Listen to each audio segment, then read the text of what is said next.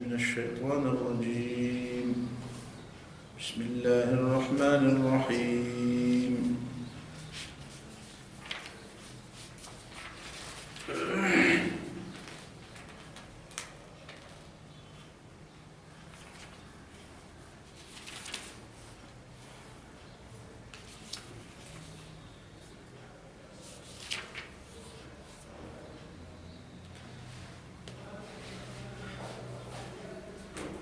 وجعلوا لله ما ذرأ من الحرث والأنعام نصيبا فقالوا هذا لله بزعمهم وهذا لشركائنا فما كان لشركائهم فلا يصل إلى الله وما كان لله فهو يصل إلى شركائهم ساء ما يحكمون.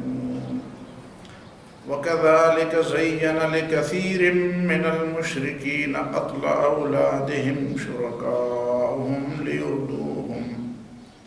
ليردوهم وليلبسوا عليهم دينهم ولو شاء الله ما فعلوه فذرهم وما يفترون. یہ جاہلیت کی کچھ تشریحات اور کچھ وضاحتیں ان آیات میں بیان ہوئی. قرآن جس طرح راہ ہدایت کو سمجھانے کے لیے آیا ہے، اسی طرح مجرموں اور غیر مسلموں اور اللہ کے نافرمانوں کے طریقہ کار کی وضاحت بھی قرآن کرتا ہے کہ ان کا طریقہ کار کیا ہے اور اس کے اثرات کیا ہے. گویا کہ قرآن ہمیشہ انسانوں کے سامنے مستقل طور پر ہر معاملے کے دونوں رخ رکھتا ہے اور پھر انسان کو غور و فکر، تدبر، سوچ کی دعوت دیتا ہے کہ اب بتاؤ یہ اسلام کا طریقہ ہے اور اس کے مقابل وہ کفر اور شرک کا راستہ ہے. اب ان دونوں راستوں میں بتاؤ کہ عدل، انصاف، ادائے حقوق، ان لحاظوں سے کون سا راستہ زیادہ محفوظ، زیادہ بہتر اور انسانیت کے مقام اور مرتبے کے ساتھ زیادہ مناسب ہے. اب یہ دیکھیں، یہ مکی سورت ہے، سورہ انعام، اور میں بار بار یہ سوچتا ہوں کہ کاش جو لوگ نبی صلی اللہ علیہ وسلم کی دعوت اور نبی صلی اللہ علیہ وسلم کی سنت کے بارے میں بار بار اس تقسیم کو بہت زیادہ ذکر کرتے ہیں، نہیں جی یہ تو مکی دور کی بات ہے، مکی دور، ابھی تو مکی دور ہے، ابھی تو مدنی دور آیا نہیں. بڑے افسوس سے یہ بات کہنی پڑتی ہے کہ لوگوں نے نبی صلی اللہ علیہ وسلم کی مکی زندگی اور قرآن کی مکی صورتوں کو سمجھنے کی کوشش ہی نہیں کی. جہاں تک بات کی سمجھ کا تعلق ہے، اس کی تفصیلات کا تعلق ہے، مکہ معظمہ میں کوئی کمی نہیں رکھی گئی، کوئی کسر نہیں چھوڑی گئی. بنیادی بات تو یہ ہے کہ توحید اور شرک آپس میں ایک دوسرے کے ساتھ مقابل کر کے دیکھے جائیں اور توحید کے بھی حقیقی اثرات عملی طور پر دکھائے جائیں اور شرک کے بھی کڑوے کسیلے پھل اور اس کے برے نتائج وہ بھی لوگوں کے سامنے لائے جائیں. اور یہ بات قرآن مجید نے بہت تفصیل اور بہت بسط کے ساتھ، بہت زیادہ وضاحت کے ساتھ بیان کی. اب ان آیات کی طرف دیکھیں. وَجَعَلُوا لِلَّهِ مِمَّا ذَرَأَ مِنَ الْحَرْثِ وَالْأَنْعَامِ نَصِيبًا، اور ان مشرکین نے اللہ تعالیٰ کے لیے مقرر کیے ہیں مما ذرا، ان چیزوں میں سے جن کو اللہ نے پیدا کیا. اور وہ چیزیں کون سی ہیں؟ من الحرث، فصلوں سے، پیداوار سے، غلے سے، वल-अनआम, और चौपायों में से। बतौर मिसाल, नसीबन, इन्होंने अल्लाह ताला के लिए हिस्सा मुकर्रर किया कि ये हिस्सा अल्लाह ताला का। फ़क़ालू हाज़ा लिल्लाहि, अब इनका अक़ीदा भी यही है और इनका ऐलान भी यही। फ़क़ालू, इन्होंने इसका अक़ीदा, फ़क़ालू, इन्होंने ये ऐलान किया, ये कहा कि हाज़ा लिल्लाहि, इन चीज़ों में ये हिस्सा तो अल्लाह ताला का है। वहाज़ा लिशुरकाइना, और ये हमारे माबूदों और शैतानों का है। वो तो उसको शैतान नहीं कहते थे, लेकिन है शुरका से मुराद शयातीन।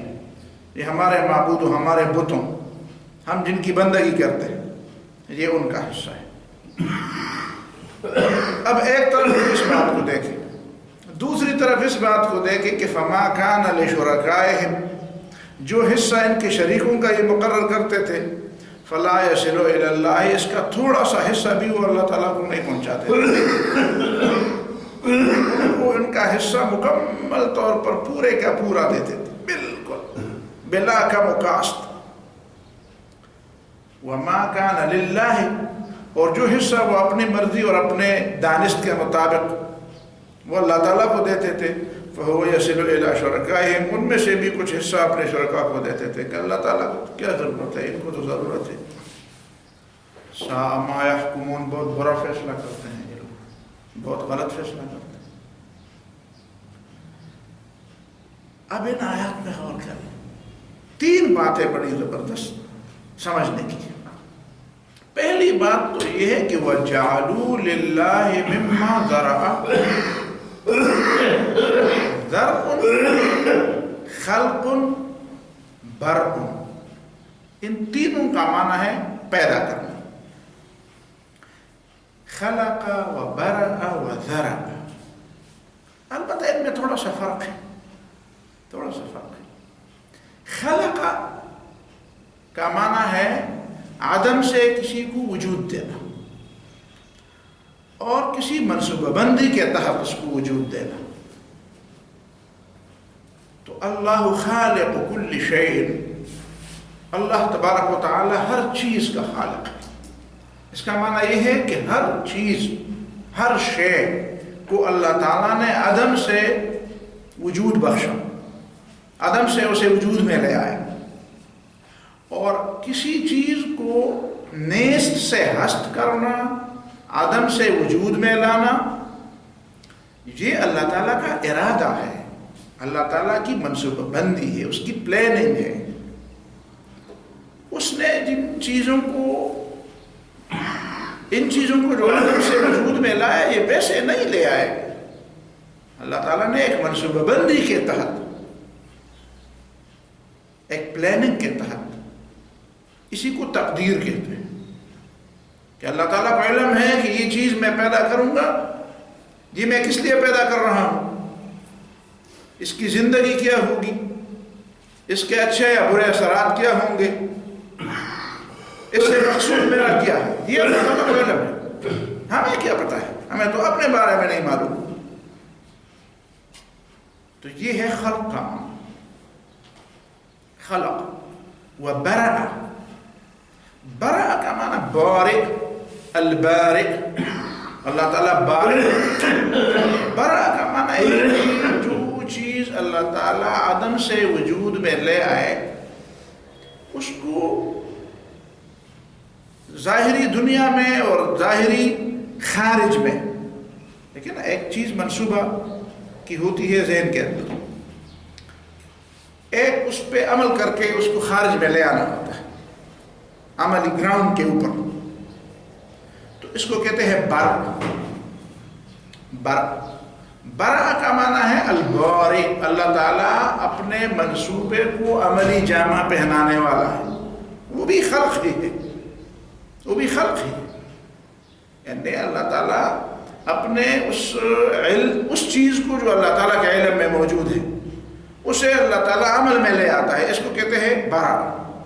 तो हम बरा और बारे का माना भी कहते हैं खालिक।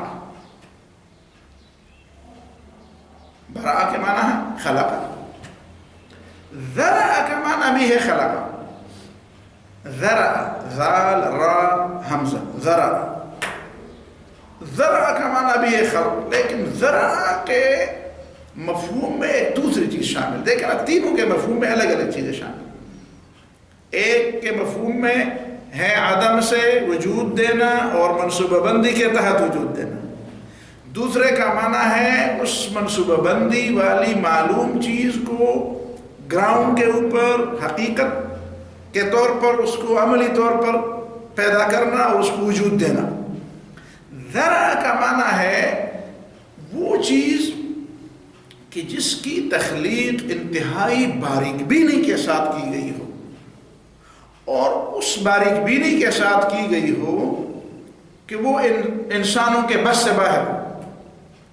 گویا کہ خلق اور ذرا میں یہ فرق ہے کہ خلق کی ایک تفسیر ہے، ایک تفسیر ہے کہ ذرا کا معنی یہ ہے کہ اللہ تعالیٰ نے اس کے ایک چھوٹے چھوٹے حصے کو اتنی منصوبہ بندی کے ساتھ بنایا کہ انسان کے بس سے اس کی سمجھ بھی تقریباً باہر ہے، اور زیادہ سے زیادہ انسان بہت زور لگا کر اس کے کچھ حصے کو سمجھ سکتا ہے، لیکن پھر بھی اس کے ذہن میں اس کی پوری تشریح نہیں آتی.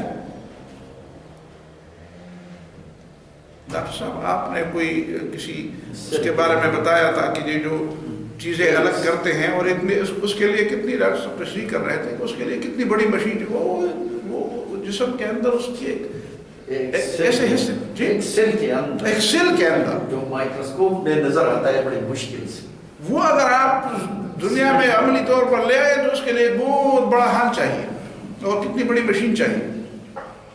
اسی بات کی طرف اشارہ کر کے قرآن سمجھاتا ہے کہ ذرا جو چیزیں تم بڑی چیزیں تمہارے ذہن میں تو اتنی بڑی چیزیں آ سکتی ہیں، لیکن اتنی باریک بینی کے ساتھ جو تخلیق کی گئی ہے، اتنی باریک بینی کے ساتھ، اتنی لطافت کے ساتھ کہ ابھی تو یہ کتنے زمانے کی بات ہے کہ انسانوں کو ان چیزوں کا پتہ چلا، سل کا اور ان کے اندر جو چیزیں ان کو پتہ چلا تھا، اور دنیا کب پیدا کی گئی، اور پتہ نہیں آئندہ کے لیے انسان کے علم میں مزید کیا چیزیں کیا. انسان نے یہ اعلان کیا ہے کہ بس انسان کے باڈی کے اندر جو چیزیں تھی وہ ہمارے نہیں. اب یہ اعلان اگر وہ کر دیتا ہے تو یہ بے سمجھی کی بات ہوگی، ناسمجھی کی بات. تو ذرا کا معنی یہ ہے کہ انتہائی باریک بینی کے ساتھ، انتہائی چھوٹے اور لطیف ذرات اور اجزاء کے ساتھ، اور اس کی کارکردگی اللہ تعالیٰ کا علم میں ہے، اور اتنی اس کی کارکردگی، اس کی تخلیق اللہ تعالیٰ نے ایسے منصوبے کے ساتھ کی ہے کہ وہ انسان کے بس سے باہر کی چیزیں ہیں، انسان نہیں کر سکتا. انسان اس کو زیادہ سے زیادہ کسی حد تک سمجھ سکتا ہے بس. تو یہ ہے. اب اس کے بعد اصل مسئلہ کیا ہے یہاں پہ کہ اللہ تعالیٰ کا شکوہ لوگوں سے یہ ہے، شکوہ یا اللہ تعالیٰ کا لوگوں کے اعمال کے بارے میں تبصرہ، یا اللہ تعالیٰ کی شکایت لوگوں سے اور اللہ تعالیٰ کی ناراضگی کا سبب لوگوں سے. وہ کیا ہے کہ وَجَعَلُوا لِلَّهِ مِمَّا ذَرَعَ. ان بدبختوں کو یہ تک علم نہیں کہ اللہ رب العالمین نے کتنی باریک بینی کے ساتھ ایک ایک چیز کی چھوٹے چھوٹے ذروں سے لے کر اس کے جسم تک اس نے اللہ تعالیٰ نے عدم سے اس کو وجود میں لے آیا، اور کتنی حکمت کے ساتھ اس کو وجود بخشا، ارادے کے ساتھ اس کو وجود بخشا. تو یہ چیز ان کی کیسے ہو گئی؟ یہ تو ہے جی، یہ چیزیں تو ہیں تو اللہ تعالیٰ کی، ملکیت تو اللہ تعالیٰ کی ہے. اور پھر مما ذرأ من الحرث والانعام، چونکہ اس زمانے میں پورے یعنی انسانی معاشرے کے اندر ظاہر ہے کہ نقدیت کی قیمت تو بہرحال ہوتی ہے، لیکن چونکہ عام انسانوں کو آپ دیکھیں تو ان کے پاس زیادہ اشیاء ہوتی ہے. آج بھی مال ہوتا ہے، گڈز ہوتا ہے، اثاثہ ہوتا ہے، اور اثاثے عام طور پر چونکہ آج بھی ان دونوں کی اہمیت اپنی جگہ پہ ہے. حرث اور انعام یعنی غلے، لیکن غلے کی اہمیت کسی لحاظ سے اتنی چیزیں، اور یہ جو ملوں اور کارخانوں کے جتنے بھی پروڈکٹس ہیں اس کے باوجود غلے کی اہمیت اپنی جگہ پہ ہے. حرف جو فصلیں اگتی ہیں، زمین کی کاشتکاری کی اہمیت، زمین کی اہمیت، زمین سے نکلی ہوئی چیزوں کی اہمیت، وہ سوال ہے. جب تک دنیا آباد ہے اور جب تک انسان کھاتا پیتا رہا ہے تو اس کی اہمیت تو کم نہیں ہوتی. والانعام اور جانور، چوپائے، ظاہر چوپائے سے جو چیزیں حاصل ہوتی ہے، گوشت حاصل ہوتا ہے، اس سے آپ مستغنی نہیں ہو سکتے. جو دودھ حاصل ہوتا ہے اس سے آپ مستغنی نہیں ہو سکتے. ان کے چمڑوں سے اور ان کے ہڈیوں سے جو چیزیں حاصل ہوتی ہیں، آج آپ دیکھیں کتنی چیزیں اس میں. تو یہ تو بڑی اہمیت کی چیزیں ہیں. اس سے کوئی بھی معاشرہ، چاہے وہ انتہائی درجہ کا اعلیٰ یعنی مہذب اور انتہائی ڈیولپ معاشرہ ہو، وہ بھی ان چیزوں سے مستغنی نہیں ہو سکتا. اور انتہائی بے اور جو علاقہ، دیہاتی علاقہ ہے، ان میں بھی ہندو چیزیں موجود ہیں. تو یہ دو مثالیں، زبردست مثالیں ہیں کہ ان دونوں چیزوں کے بارے میں جن کو اللہ تعالیٰ نے پیدا فرمایا ہے، وہ اللہ تعالیٰ کی پیدا کی ہوئی چیزوں میں اپنا اختیار چلاتے ہیں. سب سے بڑی شرک کی بات یہ ہے کہ ایک چیز تمہاری ہے نہیں اور تمہیں اس میں اپنا اختیار چلاتے ہو. یہ چیزیں تو تمہاری ہے نہیں، یہ تو اللہ تعالیٰ کی ملکیت ہے. اللہ تعالیٰ نے امانت کے طور پر تمہارے ہاتھ میں دی. لوگ ایک دوسرے کی بنسبت مالک ہیں. مثال کے طور پر اس چیز کا میں مالک ہوں، عبداللہ اس کا مالک نہیں ہے، عبد الرحمن اس کا مالک ہے. اگر یہ پوچھا جائے کہ اس کا مالک عبداللہ ہے کہ عبد الرحمن ہے، تو آپ کہیں عبداللہ ہے. لیکن اگر یہ سوال ہو کہ اس چیز کا مالک اللہ ہے کہ عبداللہ ہے، تو ڈیفینیٹلی سب جواب یہ ہوا کہ اس کا مالک تو اللہ تعالیٰ ہے. بندہ مالک ہے، عبداللہ مالک ہے، تو عبد الرحمن کے مقابلے میں مالک ہے، اللہ کے مقابلے میں مالک نہیں ہے. تو حقیقت میں یہ چیزیں اصل ملکیت ان کی اللہ تعالیٰ کی. باقی اس کو جو انسان کو مالک بنایا گیا ہے وہ دوسرے انسان کے مقابلے میں مالک، اور یہ ایک ضرورت ہے انسانوں کی ضرورت کے لیے یہ جائز کیا گیا ہے کہ اگر کوئی کسی کا مالک نہ ہو تو ظاہر ہے کہ اس میں تصرف کیسے کرے، اس کو اپنے فائدے پہ کیسے لائے. تو اس تصرف کی مجبوری کی وجہ سے اور اختیار کی مجبوری، احتیاج کو دفع کرنے کی مجبوری کی وجہ سے انسان کو، کہ یہ انسان کی مجبوری ہے، تو اللہ تعالیٰ نے اس کی اجازت دی ہے کہ ٹھیک ہے مالک تو میں ہوں، لیکن تم دوسرے کے مقابل تم مالک سمجھ سکتے ہو اور تم اس کے اختیار. لیکن یہ نہ بولو کہ اصل مالک میں ہوں.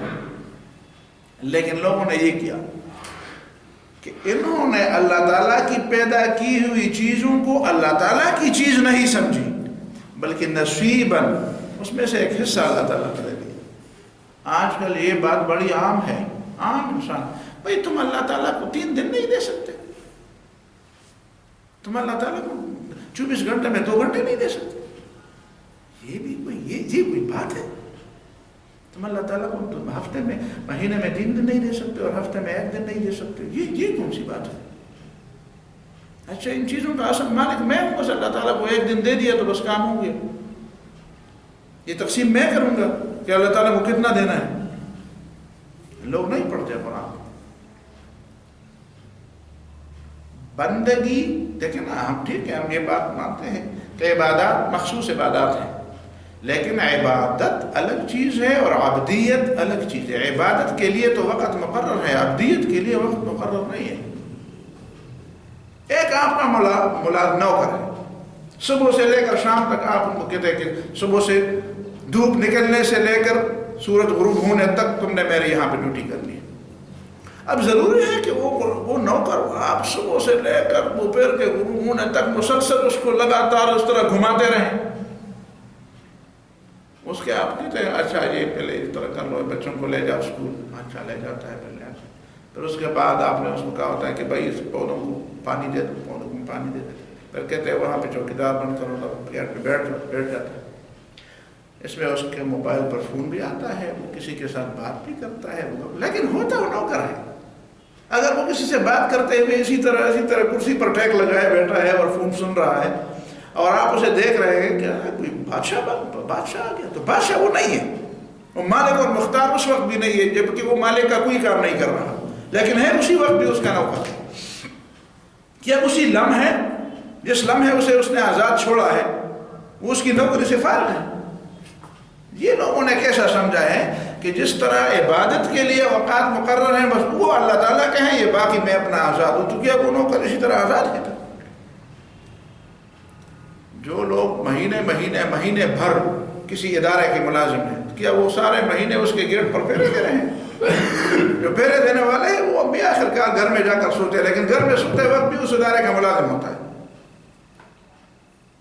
اگر وہ یہ سمجھے کہ میں ادارے کا ملازم نہیں ہوں، صرف اس وقت ملازم ہوں جب میں ڈیوٹی دے رہا ہوں، تو وہ غلط سمجھ رہا ہے۔ عبدیت یہ تو سمجھانے کی مثال ہے، اس میں کمی بیشی اس مثال میں ہو سکتی ہے، لیکن ہم اللہ تعالیٰ کی بندگی سے کسی بھی وقت ہم اس سے آزاد نہیں ہو سکتے۔ عبادات میں ہم اب نماز نہیں پڑھ رہے، اب ہم روزے نہیں رکھ رہے، اب ہم حج پہ نہیں جا رہے، اب ہم زکوٰۃ نہیں دے رہے، لیکن یہ چیزیں ہمارے اوپر ہیں، لیکن اس کے باوجود کیا ہم اب اللہ تعالیٰ کی بندگی سے آزاد ہیں؟ نہیں، بندگی سے آزادی کے لیے کوئی لمحہ مقرر نہیں۔ تو اللہ تعالیٰ کی ملکیت، کائنات کے اندر اللہ تعالیٰ کی ملکیت اور کائنات کے اوپر اللہ تعالیٰ کی خدائی اور اللہ تعالیٰ کی بادشاہی، اسی میں کوئی استثناء نہیں، اسی میں کوئی استثناء نہیں۔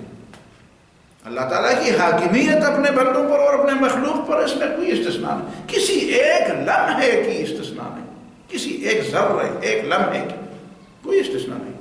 نہ پیغمبر کو استثناء ہے، نہ جبریل علیہ السلام کو استثناء ہے، نہ کسی ولی کو استثناء ہے، نہ کسی عام انسان کو استثناء، کسی کو نہیں۔ بندگی سے تو کوئی مستثنیٰ ہے نہیں، بندگی سے کیسے کوئی مستثنیٰ؟ اللہ تعالیٰ ہر حالت میں ہر ایک کا اور ہر چیز کا مالک ہے، اور اللہ تعالیٰ ہر حالت میں ہر شخص کا حاکم ہے، ساورن ہے، اور کوئی اس کی ملکیت سے اور کوئی اس کی حاکمیت سے مستثنیٰ نہیں۔ اللہ تعالیٰ نے استثناء نہیں دی، اسی عبدیت کے حدود کے اندر اس کو تھوڑی سی آزادی دی ہے، لیکن استثناء کبھی بھی نہیں دی۔ اس کو استثناء نہیں کہتے، اس کو تھوڑی سی آزادی کہتے، امتحان کے لیے آزادی ہے، یہ استثناء نہیں۔ لیکن یہ لوگ کیا کہتے ہیں؟ نصیبہ، اللہ تعالیٰ کو تھوڑا حصہ دیتے ہیں، اور پھر کیا کہتے ہیں کہ فَقَالُوا هَذَا لِلَّهِ، بس اللہ تعالیٰ کا یہ اللہ تعالیٰ کا ہو گیا، وَهَذَا لِشُرَكَائِنَا، اور یہ ہمارے معبودوں کا ہو گیا۔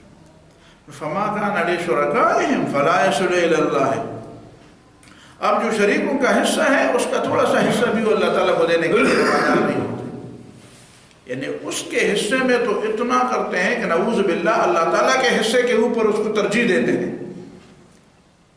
کہ اللہ کے حق میں اگر کوئی کمی بیشی ہو جائے تو کوئی بات نہیں، لیکن کم از کم ہمارے بتوں کے حق میں، ہمارے جو آقا ہم نے بنائے ہیں، جو پجاری ہے ان کے حق میں، جن کو ہم نے خدائی کا نعوذ باللہ درجہ دیا ہے، ان کے حق میں کوئی کمی نہیں ہونی چاہیے۔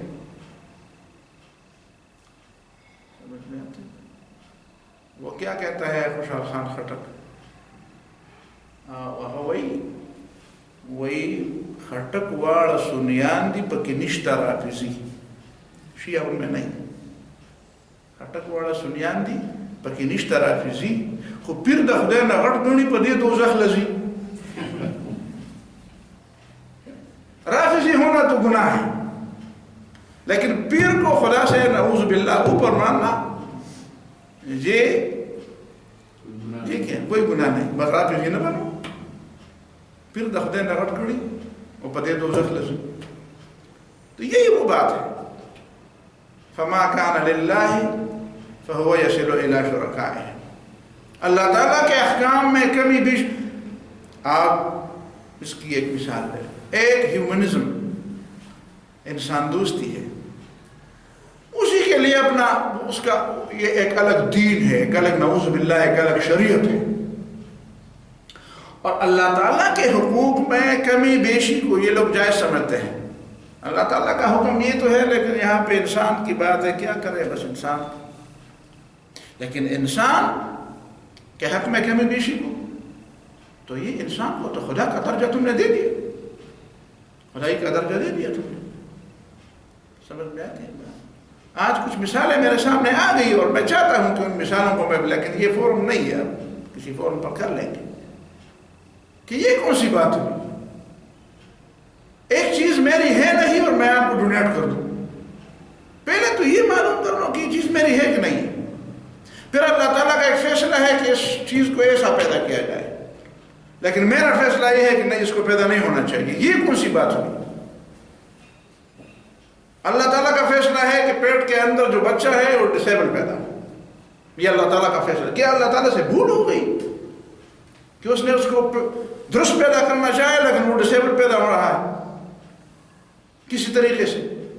اب انسان کو یہ حق ہے کہ وہ کہ جو بچہ جنین ہے ابھی تک اور آیا نہیں، اس کے بارے میں ہمیں یہ حق ہے کہ ہم اس کو کہتے کہ اس کو دنیا میں آنا چاہیے کہ نہیں آنا چاہیے، اس لیے کہ ہمارے لیے مسئلہ بنے گا. بھائی تم کھاتے ہو اسی لیے کہ یہ بس اسی طرح کے ڈسیبل لوگ آ رہے ہیں، اور دنیا میں کوئی ڈسیبل نہ ہوا تو تمہارا تو پورا نظام ہی بگڑ جائے. تم پھر کسی اور طریقے سے کمانے سے تو تم رہے ہو، تم تو اسی طریقے سے کما سکتے ہو. پھر کیا ہو؟ یہ تو اللہ تعالیٰ نے تمہارا انتظام فرمایا ہے، اور تم اس پر یہ کر رہے ہو کہ نہیں اللہ تعالیٰ کا فیصلہ اسی طرح. لیکن میرا ہاں اللہ تعالیٰ کا فیصلہ یہ کہ بیمار کی علاج تو تم علاج کرو، بجائے اس کے کہ تم اس کا علاج ڈھونڈو. تم کہتے اسے آنا ہی نہیں چاہیے. تو کیا طریقہ یہی ہے؟ اس کی تو ایسی مثال ہے کہ ایک شخص میدان میں آپ کو کہتے ہیں آؤ کبڈی کھیلتے ہیں، کون کس کو پچھاڑتا ہے، اور آپ کہتے ہیں کہ ٹھیک ہے میں کبڈی کھیل. لیکن جب آپ دیکھتے ہیں کہ وہ تمہیں پچھاڑ رہا ہے تو تم پسٹول لے کر اس کے کنپٹی پر دینا. تو یہ طریقہ ہے کسی کو پچھاڑنے کا. پچھاڑنے کا طریقہ یہ نہیں ہے. پسٹولوں سے کبڈی نہیں کھیلی جاتی، ہاتھ کے زور سے کھیلی جاتی ہے، بازو کے زور سے کھیلی جاتی ہے. اگر بازو میں زور نہیں ہے تو پھر نہ کھیلو. فما كان لله فهو يصل الى شركائهم وما كان لشركائهم فلا يصل الى الله. یہ کون سی بات ہے؟ ساء ما يحكمون. یہ فیصلہ تمہیں کس نے؟ ساء ما يحكمون. یہ تم جو فیصلہ کہ تو فیصلہ میں کروں، یہ میرا فیصلہ ہے، اس کو ایسا ہونا چاہیے. ساء ما يحكمون تو برا فیصلہ ہے. فیصلہ تم نے کر دے. اس طرح برے فیصلے دوسرے لوگ بھی کرتے ہیں. بیٹے ہوتے ہیں عدالت کرنے اور فیصلے کرتے ہیں بہت برے برے. تم بھی ان میں شامل ہونا چاہتے ہیں. وَكَذَلِكَ زَيَّنَ لِكَثِيرٍ مِّنَ الْمُشْرِكِينَ قَتْلَ أَوْلَادِهِمْ شُرَكَاؤُهُمْ. اسی طریقے سے ان لوگوں کی طرح یہ شرک کے کڑوے کسیلے پھل ہیں. وَكَذَلِكَ زَيَّنَ لِكَثِيرٍ مِّنَ الْمُشْرِكِينَ. بہت سے مشرکوں کے لیے زین خوشنما بنا دیا ہے. کیا خوشنما بنا دیا ہے؟ قتل اولاد ہے، ان کی اولاد کو قتل کرنے کو خوشنما بنا دیا ہے. کس نے؟ شرکاؤں، ان کے جھوٹے خداؤں نے. ان کے جھوٹے خداؤں نے بہت سے مشرکین کو یہ بات سمجھا دی ہے اور یہ خوشنما بنا دیے. بہتر خوشنما کا مطلب ہے کہ بڑا کام ہے، اس پر مجھے انعام دو، ایوارڈ دو کہ میں نے یہ تمہیں یہ اختیار دے دیا، یا یہ بات میں نے دریافت کر دی، اس پر میں نے ریسرچ کی اور پیپر لکھ دیا. ایسے بچے کو نہیں ہونا چاہیے. قتل اولادہم، اولاد کو قتل کرنا. ان کے جھوٹے خداؤں نے ان کے لیے خوشنما بنا دیا کہ تمہاری زندگی بڑے مزے. ڈسیبل بچہ پیدا ہوگا تو ساری عمر اور ساری زندگی برباد رہو گے اس کی خدمت کرنا. یہ کون کرے گا؟ یہ تمہارے لیے وبال ہے. اچھا تمہارے لیے وبال ہے، صحت مند رہو گے. کل ایک حق کسی اور کو بھی یہ حق دے جائے کہ ایشیا میں جو پیدا ہوتے ہیں یہ ذہنی طور ڈسیبل کی کوئی وہ نہیں ہے. ڈسیبل صرف دماغی نہیں ہوتا. اگر کل یہ کہا جائے کہ دماغی ڈسیبل سے زیادہ یہی ڈسیبل ہیں جو مذہبی ڈسیبل ہیں، پھر کیا کریں گے؟ ویسے بھی پہلے سے جنون، مجنون کا نام، مذہبی جنون کا نام تو پہلے سے دیا ہوا ہے کہ مذہبی جنونیوں کو پیدا نہیں ہونا چاہیے. ایشیا کے لوگوں کو پیدا نہیں ہونا چاہیے، افریقہ کے لوگوں کو نہیں پیدا ہونا چاہیے، پاکستان کے لوگوں کو، پختونوں کو نہیں پیدا ہونا چاہیے. یہ خطرناک لوگ ہیں. تو اگر تم یہ فیصلہ کرنے میں حق بجانے ہو تو پھر وہ بھی تو اسی فیصلے میں حق بجانے میں کہ یہ جو ایک ڈسیبل بچہ اگر پیدا ہو تو صرف ایک خاندان کے لیے مسئلہ ہو. لیکن اگر ایک اس طرح شخص پیدا ہو جو کہتے ہیں، سارے لوگ کہتے ہیں یار کیوں نہ اس گستاخ کو مجلس سے نکالا جائے، تو مجلس سے نکالے جانے کے بجائے اس کو دنیا سے فنا کیا جائے. یہ فیصلہ بھی لو. جو لوگ یہ فیصلہ کرتے ہیں کہ اس کو مجلس سے نکالا جائے، اس کی باتیں بڑی بری خطرناک ہیں، یہ خطرناک لوگ ہیں، ان کو نہیں ہونا چاہیے. تو پھر یہ اس کے بارے میں تم کیا ہو؟ کسی کو یہ حق ہے کہ وہ کہے کہ پختون نہیں پیدا ہونا چاہیے، اس کو حق ہے کہ مسلمان مومن نہیں پیدا ہونا چاہیے. وہ بھی کسی کے نزدیک مشکل ہے. جس طرح ایک ڈسیبل بچہ اپنے والدین کے لیے تم اس کو مشکل سمجھتے ہو، اسی طرح ایک مومن پہ دنیا کے کہتے ہیں یار یہ لوگ مسئلے پیدا کر رہے ہیں، یہ پرابلمٹک ہیں، ان کی وجہ سے پوری دنیا میں لڑائی پیدا ہو، ان کی دشمنیاں پیدا. آپ نے نہیں پڑھا؟ کھلے طور پر یہ کہتے ہیں کہ یہ جو ایشیا جو ہے یہاں پہ جو لوگ پیدا ہو رہے ہیں سارے جھگڑے مذہب کی وجہ سے، اور سارے مذاہب ایشیا کے پیداوار ہیں. سارے جھگڑے دنیا میں جب بھی دنیا پیدا ہو گئی ہے کہتے ہیں کہ سارے جھگڑے اس کے بنیاد میں دیکھیں، اس کے سورس میں دیکھیں مذہب ہے، اور مذہب سارے ایشیا میں پیدا ہوتا ہے. ایشیا کے لوگوں کو نہیں پیدا ہونا چاہیے. تو پھر یہ منطق بھی مان لیں. ساء ما يحكمون. یہودیت یہاں کی پیداوار ہے، عیسائیت یہاں کی پیداوار ہے، اور جس کو وہ اسلام سمجھتے ہیں کہ پیداوار ہے، تو ہم تو سمجھتے ہیں کہ پوری انسانیت کے اللہ تعالیٰ کا دین ہے، لیکن وہ کہتے ہیں کہ محمد صلی اللہ علیہ وسلم کی پیداوار ہے، مکے کی پیداوار ہے، بدھ مت یہاں کی پیداوار ہے، اور دوسرے سکھ مت ادھر کی پیداوار ہے، ہندوازم کہتے ہیں یا سناتن دھرم کہتے ہیں وہ یہیں کی پیداوار ہے، اور شنٹیزم اور دوسرے وہ کہتے ہیں وہ یہی کی پیداوار، سارے ایشیا کی پیداوار ہے. باقی کہاں ہے؟ تو ایشیا کو نہیں ہونا چاہیے، ایشیائی لوگوں کو نہیں ہونا چاہیے، نہیں پیدا ہونا چاہیے. یہ لوگ جھگڑالو لوگ ہیں، سارے جھگڑے اور ساتھ، ورنہ پھر دنیا بالکل خاموش امن کی زندگی گزار دے اگر یہ لوگ نہ. تو پھر یہ منطق پر کیسی ہے؟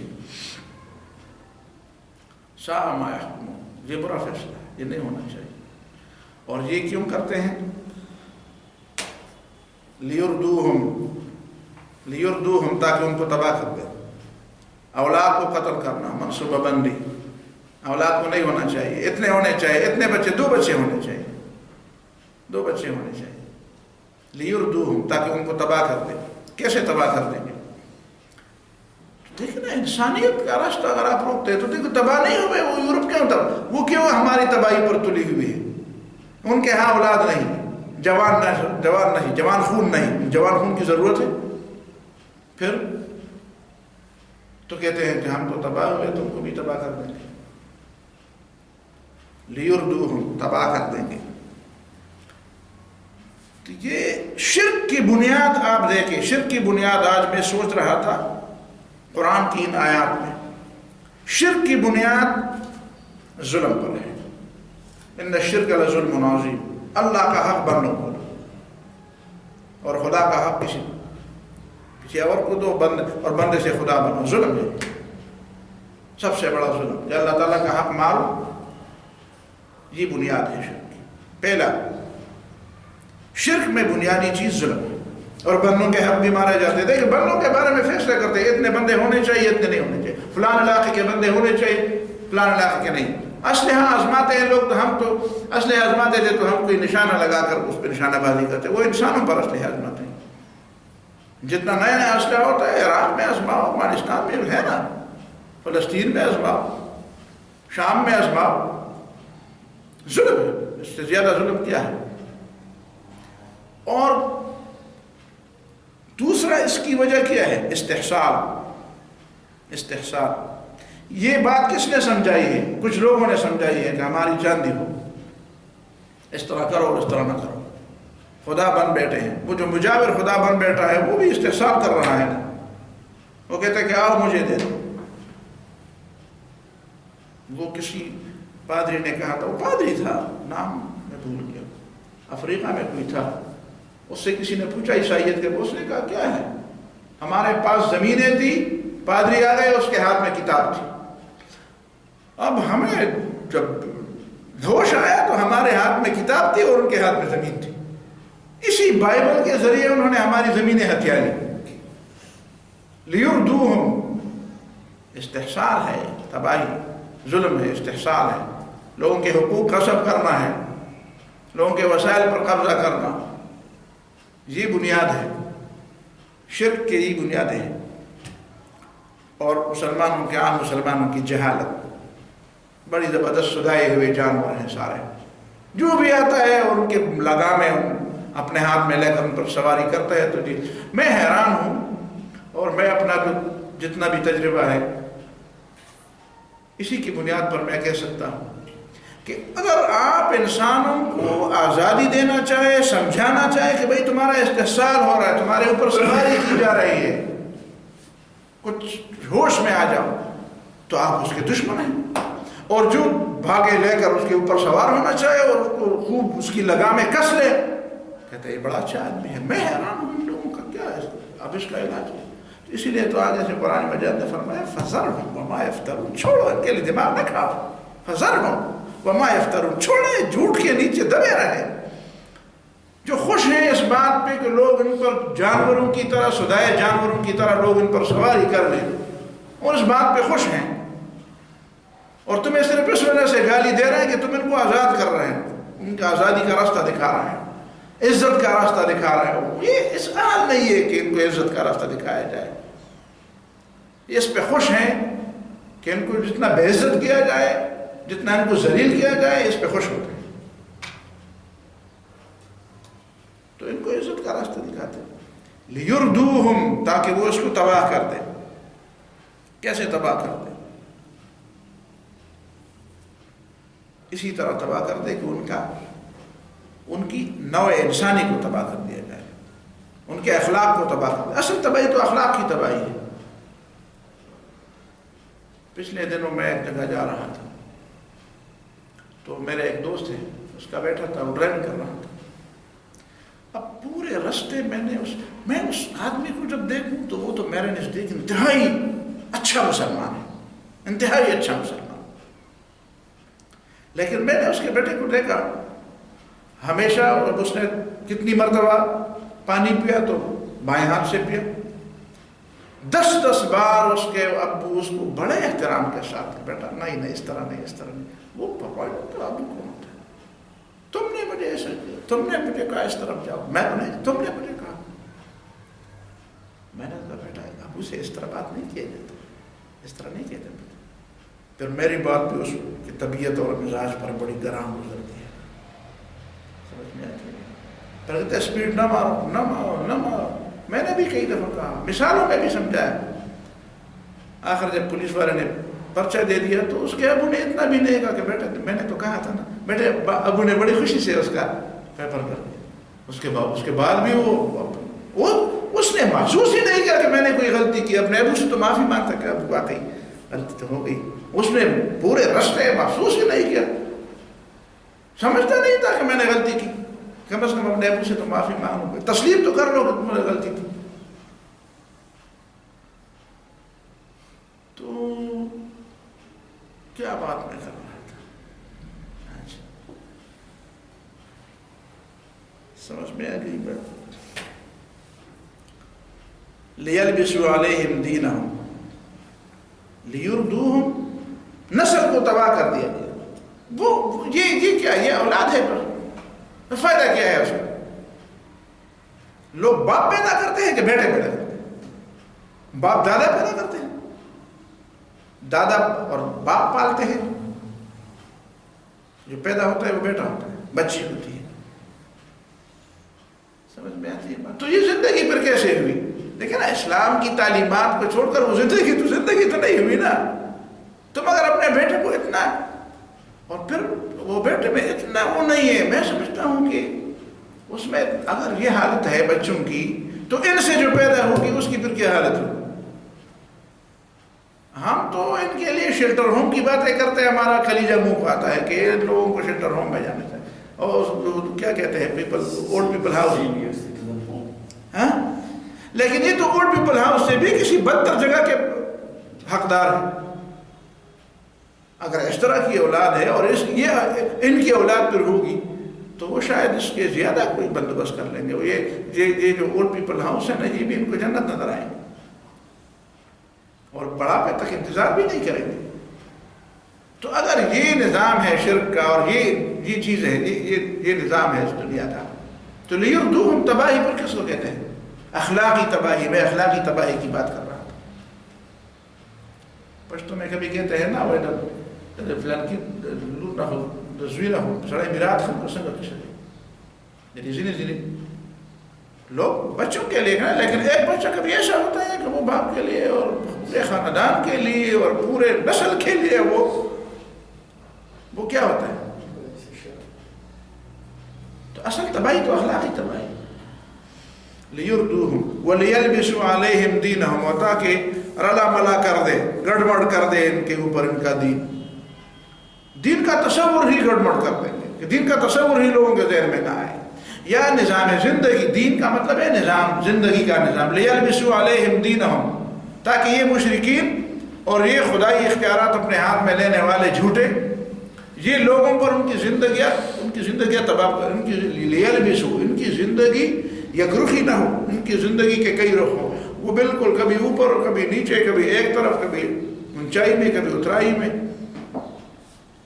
ان کی زندگی کے اندر کوئی توازن نہ ہو لیکن ہمارے میں کوئی توازن ہے شرک کے اندر تو توازن نہیں آپ جا کے مسجد میں یا مندر میں جا کر اللہ اللہ کریں گے اور باہر جا کر اللہ کو بھی بھول دیں گے اور شریعت کو بھی بھول دیں گے اور کسی ایک طرف تو سیاست میں کوئی اور خدا ہوگا معیشت میں نعوذ باللہ کوئی اور خدا ہوگا روایات میں کوئی اور کسی اور کی خدائی مان تو یہ کیا ہوگا یہ تو دین نہیں ہوا یہ تو زندگی نہیں ہوئی زندگی تو وہ ہوتی ہے جس کے اجزاء کے درمیان جس کے پہلوؤں کے درمیان ایک فطری ربط ہو اور وہ ہر بات دوسری بات سے جڑی ہوئی ہو مربوط زندگی گزارنا یہ اصل زندگی تو وہی ہے جن لوگوں نے مربوط زندگی گزاری جن کی تعلیم جن کی معیشت جن کا نظام قانون اور نظام عدالت اور جن کا دوسرا یہ سارے نظام ان کے ایک آپس میں جڑے ہوئے ہو ملے ہوئے ایک چشمے سے پھوٹے ہوئے ہو یہ کون سی بات ہوئی